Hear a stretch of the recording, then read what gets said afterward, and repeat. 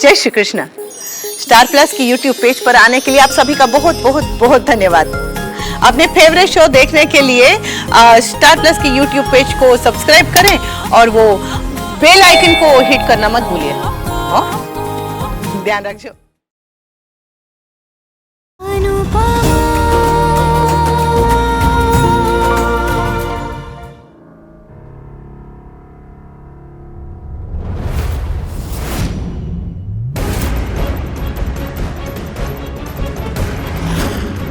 मालविका आज नहीं समझी, लेकिन कभी तो समझेगी। अनुज की जान मालविका में है और मुक्कू का रिमोट मेरे हाथ में। होगा वही जो मैं चाहूंगा और मुक्कू से करवाऊंगा।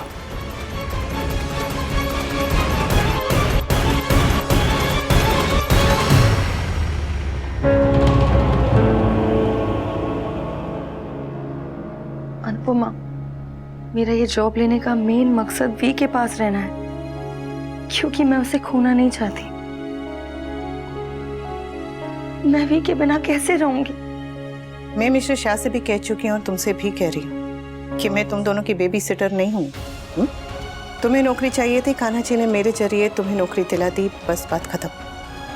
इससे ज्यादा ना तो मैं कुछ कर सकती हूँ, ना मुझे कुछ करना चाहिए और ना ही मैं कर पाऊंगी। एक औरत होने के नाते मैं दूसरी औरत की जितनी मदद कर सकती हूँ मैं करूंगी, पर उससे ज्यादा नहीं। तुम्हारे पांव का कांटा तुम्हें खुद ही निकालना पड़ेगा। और एक बात, अगर प्यार को पाना है तो जिद से नहीं, सब्र से काम लो, समझी? वैसे शाम को साथ में घर चलेंगे, मुझे भी बाबा पूजी से मिला है।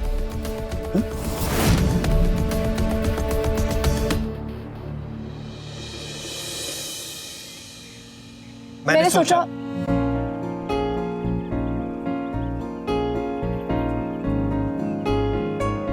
मैं झगड़ना चाहता हूं, लेकिन तुमसे नहीं, तुम्हारे लिए।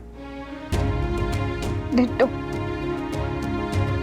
आई रियलाइज्ड कि तुम्हारे साथ रहकर झगड़ना तुमसे दूर होकर झगड़ा खत्म करने से बेहतर होगा। डिट्टो। आई रियलाइज्ड कि झगड़ा दूरी में नहीं, माफी में खत्म होना चाहिए। अगर मैं तुम्हें सजा देता हूं तो सजा मुझे भी मिलती है। डिट्टो। तुम डिट्टो के अलावा और भी कुछ कहोगी या नहीं? तो कहो। Lol, lots of love you, Samar. Lots of love you too.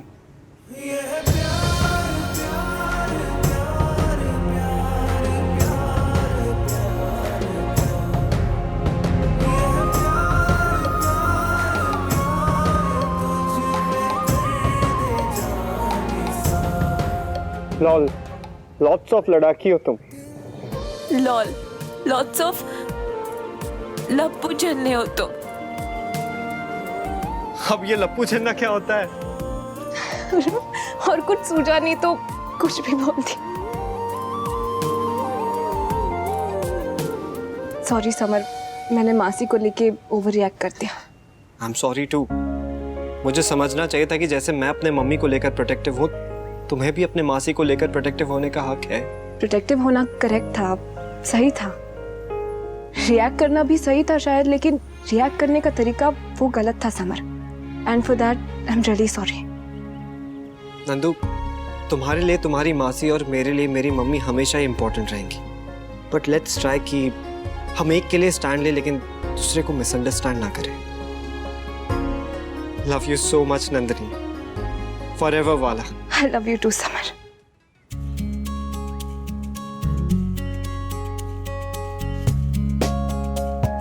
चले। मैं घर जा रही हूँ। हाँ तो मैं भी घर जाने की बात कर रहा हूँ। मैं बाबा पूजी के घर जा रही हूँ। नो। अरे अरे इतना मायके कौन जाता है? मेरा कहने का ही मतलब है कि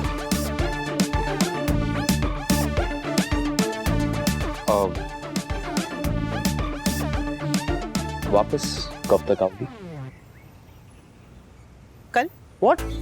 कल? हाँ। कल मतलब तुम आज वापस आओगी नहीं? अब मायके जा रही हूँ तो एक रात तो रुकूंगी।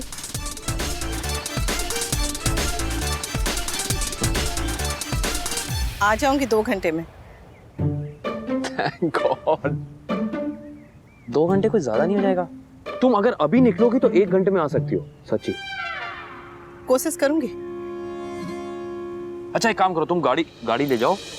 मैं नहीं, मैं ऑटो से चली जाऊंगी। हाँ चली तो जाओगी, लेकिन ऑटो और कैब की स्ट्राइक है ना आज, इसलिए।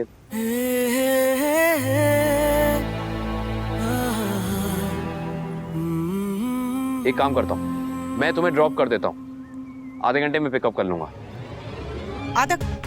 आधा घंटा कब से हो गया? अब मैं छोड़ने जाऊंगा तो गाड़ी में फिर आधा। वाह वाह वाह, अब आप कहेंगे कि जाओ ही मत, फोन पे ही बात कर लो। What an idea अनु, ये तो कमाल आइडिया। मैं तो कह रहा हूँ ऐसे ही करो, ब्रिलियंट है। आप घर जाइए और अपना काम खत्म कीजिए, मैं आ जाऊंगी। Yes boss. और कोशिश करूंगी कि 1 घंटे में आ जाऊं। Yes boss. वैसे आप चिंता मत कीजिए, मुक्कू को हम संभाल लेंगे। Thank you.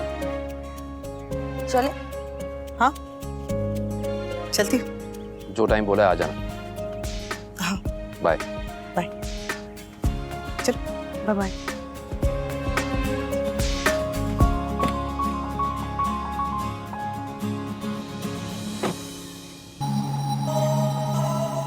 तुम बहुत लकी हो अनुपमा। किस्मत ने जितना तुमसे छीना उससे कहीं ज्यादा दे भी दिया। अपना दर्द जो है ना वो जमीन पे खड़ा हुआ हवाई जहाज होता है और दूसरों का दर्द आसमान में उड़ता हुआ हवाई जहाज। इसलिए अपना दर्द दूसरों के दर्द के मुकाबले बहुत बड़ा लगता है। किस्मत ने जो मुझसे छीना है उसका हिसाब तुम छोड़ो और अपने आप पे ध्यान दो। Seat belt.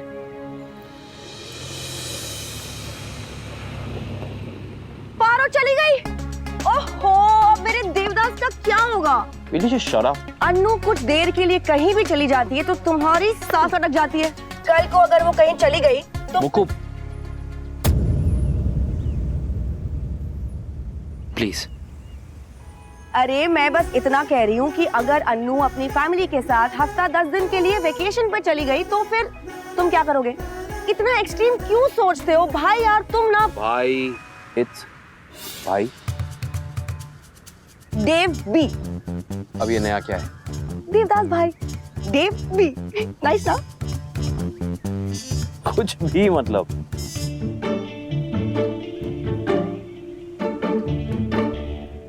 अन्नू कहीं नहीं जाएगी, नो वरी। अनु पे भरोसा है, किस्मत पर नहीं। पता है मुक्कू, जब मैं अनु से मिला नहीं था ना तो मेरे दिल में उम्मीद नहीं थी। अब उससे मिल लिया, उम्मीद है, तो फिर भी उसे खोने का कहीं ना कहीं डर लगता है। और जिसने एक बार खोया वो डर उसे और भी डराता है।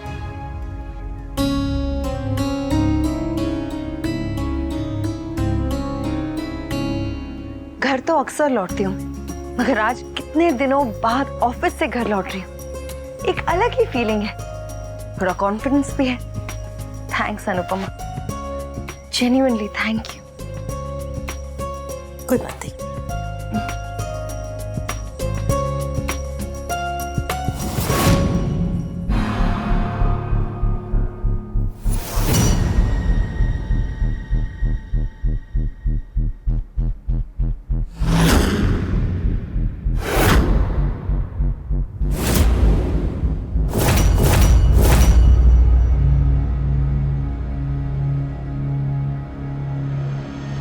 वाह क्या सीन है।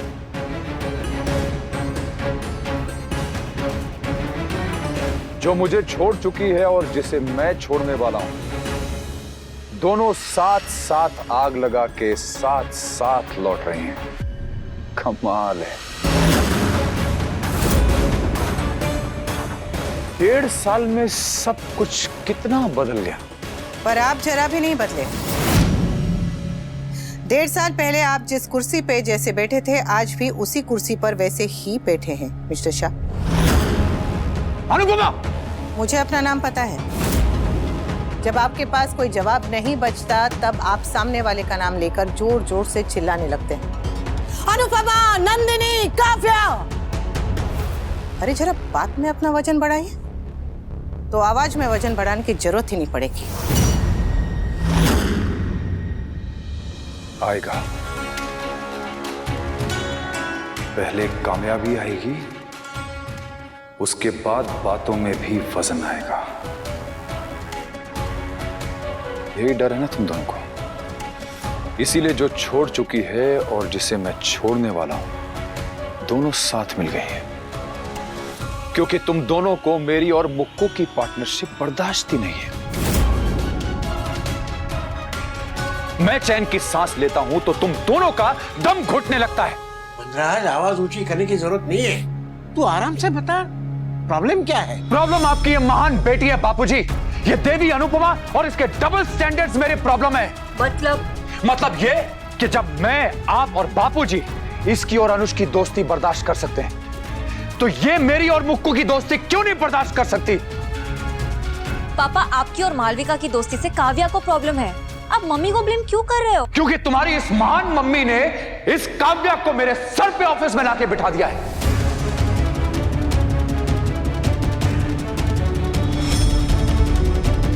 खुद उड़ना चाहती हूं, आगे बढ़ना चाहती हूं, सांस लेना चाहती हूं का लेक्चर देने वाली अनुपमा ने मेरा सांस लेना मुश्किल कर दिया है। उस ऑफिस में एक और ये अनुपमा और दूसरी ओर ये काव्या। जाऊं तो जाऊं कहां मैं? पता है मुझे कैसा लगता है ऑफिस में? जैसे किसी ने मेरे सर पे पॉलिथीन बांध दिया हो और मेरा दम घोट दिया हो, सांस नहीं ले पाता हूं मैं। वनराज, क्या कर रहा है तू? वही कर रहा हूं बात जो सारा दिन मेरे साथ ऑफिस में होता है। जैसा मुझे महसूस होता है, ऐसा लगता है मेरा दम घुट रहा है, मर रहा हूं मैं। जीना हराम कर दिया इन लोगों ने मेरा। अरे रे, आप तो एकदम बेचारे, एकदम प्रताड़ित पति निकले वनराज जी। अरे जरा तो नजर की शर्म रखिए। जिस औरत का आपने जीना मुश्किल कर दिया था, जिसका वजूद तोड़ के रख दिया था, जो आपके सामने डरी सहमी रहती थी, जिसे आपने घर से निकाल दिया था, जिसपे आपने मानसिक संतुलन ठीक न होने का इल्जाम लगाया था, जिसकी चरित्र पे उंगली उठाई थी, जिसे हर समय हर कदम पर रोका था, टोका था, बेइज्जत किया था, उसके सामने आप बेचारा बन रहे। चलिए, कम से कम आपका एक सपना तो पूरा हो गया। हमेशा कह रहे थे ना कि मैं कुछ बन के दिखाऊंगा, मैं कुछ बन के दिखाऊंगा। बधाई हो मिस्टर शाह, आप तो बेचारे बन गए। मैं बेचारा नहीं हूं अनुपमा, मैं परेशान हूं, दुखी हूं। जीना हराम कर दिया तुम लोगों ने मेरा। वाह, आप किसी की गर्दन भी काट दे तो कोई प्रॉब्लम नहीं है, लेकिन अगर खुद का नाखून जरा भी गहरा कट जाए तो हाय मेरा दर्द कितना बड़ा है, हाय मेरा दर्द कितना बड़ा है, ऐसा चिल्लाने लगते हैं। तो? क्या प्रॉब्लम है? मुझे अपनी परेशानी कहने का कोई हक नहीं है? मैं परेशान हूं और दुखी हूं, मुझे दर्द है, तो तुम उसका मजाक उड़ाओगे? क्यों? क्योंकि मैं मर्द हूं। हाँ? और मर्द को परेशान होने का कोई हक नहीं होता है। परेशानी, दुख, दर्द पे सिर्फ औरतों का हक होता है। तुमने चिंगारी भड़काई है अनुपमा, तुम इस औरत को उस ऑफिस में लेके आई हो। इस औरत का एक नाम भी है, मिसेस काव्या वनराज शाह। वाह वाह, दोनों एक ही आवाज में बोल रही हैं। कमाल है।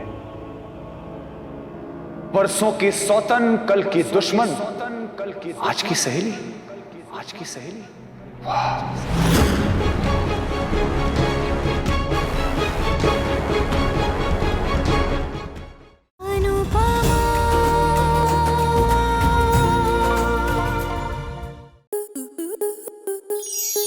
स्टार प्लस के ऐसे ही और बेहतरीन लम्हे देखने के लिए सब्सक्राइब करें हमारे YouTube चैनल को।